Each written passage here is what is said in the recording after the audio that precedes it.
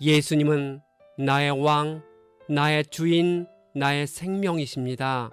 하나님 아버지, 바울이 에베소 교인들에게 보낸 편지는 우리가 어떻게 살아가야 하는지 핵심 진리를 말씀해 주고 있습니다. 바울이 비록 로마에 갇혀 있지만 하늘에 속한 신령한 복을 받은 자답게 담대히 말씀을 전하는 모습을 보면서 우리도 용기를 얻습니다. 우리가 하나님의 자녀로서 정체성을 굳게 세워갈 수 있도록 역사해 주옵소서. 예수님의 이름으로 기도합니다. 아멘. 오늘 읽을 말씀은 에베소서 1장부터 3장입니다. 이 말씀의 핵심은 첫째, 바울은 에베소 교인들에게 하늘에 속한 신령한 복을 말하면서 터져나오는 찬송을 했습니다. 둘째, 예수님이 허물과 죄로 죽었던 우리를 살리셨습니다. 셋째, 하나님은 영원 전부터 예정하신 뜻대로 구원을 베풀어 주십니다. 우리가 어제 읽었던 사도행전에는 바울이 로마에서 2년 동안 복음을 전했다는 내용이 있습니다. 바울은 그 기간 동안 에베소서, 빌립보서, 골로새서, 빌레몬서를 써서 각 교회에 보냈습니다. 우리는 이들 서신을 바울이 로마 감옥에서 썼다는 의미로 옥중 서신이라고 부릅니다. 에베소서 개관.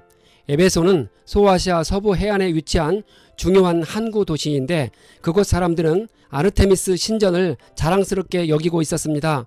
바울이 2차 선교 여행 중 고린도에서 만난 브리스길라와 아굴라 부부와 함께 에베소에서 복음을 전하다가 그들 부부를 남겨두고 가이사랴로 떠났습니다.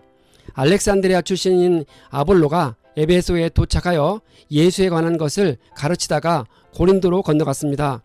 그 후에 바울이 다시 에베소를 방문하여 제자들을 따로 세우고 두라노 사원에서 2년 동안 날마다 가르쳐서 아시아에 사는 자들이 예수의 말씀을 듣도록 하였습니다.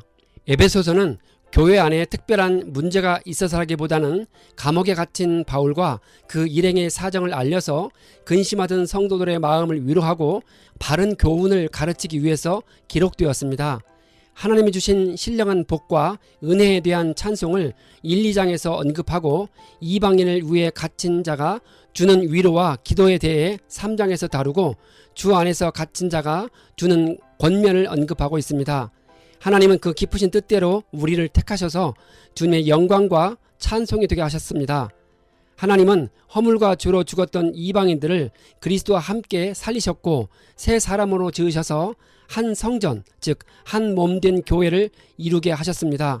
교회가 이루어지게 된 것은 그리스도께서 주신 계시의 비밀이 이방인들에게 드러났기 때문이며 그것은 하나님의 예정이기도 합니다. 따라서 이방인에게 복음을 전하다가 환난을 당하게 된 것은 낙심할 일이 아니라 영광스러운 일입니다. 이방인으로 살다가 하나님의 성도, 즉 빛의 자녀가 된 사람들은 부르심에 합당한 생활을 하고 하나님을 본받는 자가 되어야 할 것입니다.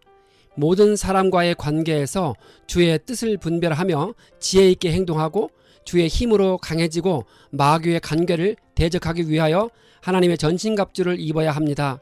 하나님이 우리에게 베푸시는 모든 영적인 복과 은혜는 오직 주 예수 그리스도 안에서만 이루어집니다.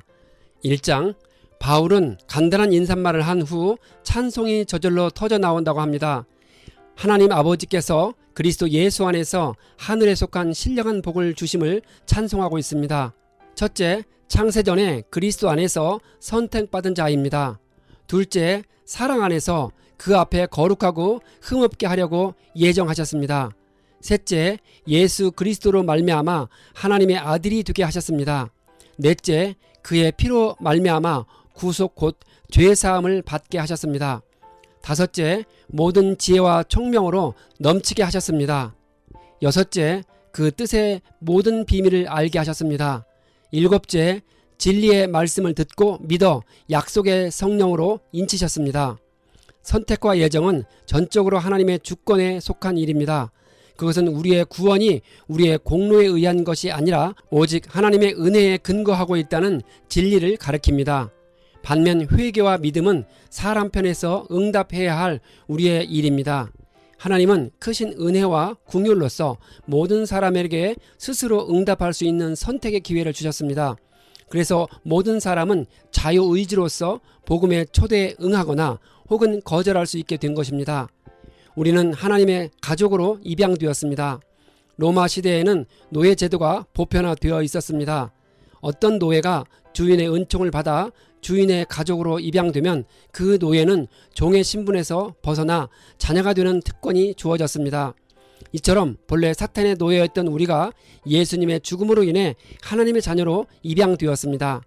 하나님은 우리를 성령으로 인치셨습니다. 하나님은 성령을 통해 신자들이 하나님의 가족임을 보증하고 또한 사탄의 미혹과 도적질로부터 안전하게 보호하십니다. 하나님은 그리스도들을 하늘 보좌의 우편에 앉히셨습니다. 만일 어떤 사람이 왕의 오른편에 앉는다면 사람들은 그가 왕의 권위와 권세를 나눠 가진 자라는 것을 즉시 알았습니다. 하나님은 그리스도들을 자신의 오른편에 앉힘으로써 그에게 위엄과 존귀 및 만물에 대한 통치권을 부여했습니다. 그리스도는 교회의 머리이고 교회는 그의 몸입니다. 교회의 머리라는 말은 교회의 주인으로서 교회를 다스리는 주권을 가졌다는 뜻입니다. 교회가 그리스도의 몸에 비유된 것은 교회는 그리스도에게 생명을 수여받은 유기체로서 머리 되신 그리스도의 명령에 복종해야 함을 뜻합니다. 여기서 언급하는 교회 에클레시아는 예배당으로서 교회가 아니라 모든 신자들의 모임인 무형교회를 가리킵니다. 2장, 예수는 허물과 죄로 죽었던 우리를 살리셨습니다. 그때 우리는 세상 풍조를 따르고 공중의 권세 잡은 자를 따랐다고 합니다. 고대 세계에서 공중은 사탄이 하나님의 통치를 거부하는 불신자들을 다스리고 조종하는 영적 왕국을 가리켰습니다. 하지만 십자가의 죽음으로 그리스도께서 이 왕국을 깨뜨리시고 사탄과 그 추종자들을 무력화시켰습니다.